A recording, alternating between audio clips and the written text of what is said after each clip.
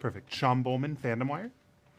So, first of all, thank you for taking time to talk with me. Really enjoyed the film. Thanks, Sean. So, plenty of films try to attempt empathy, but I don't think very many films do it as overtly as Nickel Boys. Why did you want to take this approach to telling this story and these characters? I think I'm surprised that no one else has taken this approach as seriously as I have, and I think that Lady in the Lake and Hardcore Henry and Gaspar Noé's Enter the Void are very serious attempts, but there's so much space for the camera to be in our bodies and to be point of view. Everyone's making point of view content on the internet. It's almost the norm for the younger generation. It's like, why has cinema not truly embraced it? Yeah, absolutely. And I do want to read a passage from the book that I thought really encapsulated the themes of the film. Okay. It's about the character Griff. Most of those who know the story of the rings and the trees are dead by now. The iron is still there, rusty deep in the heartwood, testifying to anyone who cares to listen. And I really think this is a very good encapsulation of the importance of the film and the book. Why do you think stories like the Dozier School that inspired this are important to talk about today? I think that the stories are important because everyone knows about them, but they haven't experienced them. And it's not that we expect people to have gone through those things, but we have so much information these days, and there's obviously and generally so much tragedy around the world. Information goes in one ear and out the other.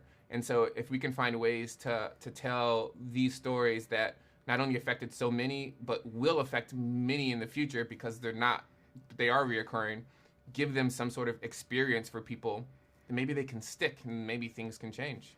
Yeah, absolutely. And you mentioned how, these things are reoccurring, especially in Florida where the film is set. Obviously, this takes place in the past, but there are a lot of laws, oppression happening against minorities in the Florida educational system. Why do you think this story is very timely and urgent?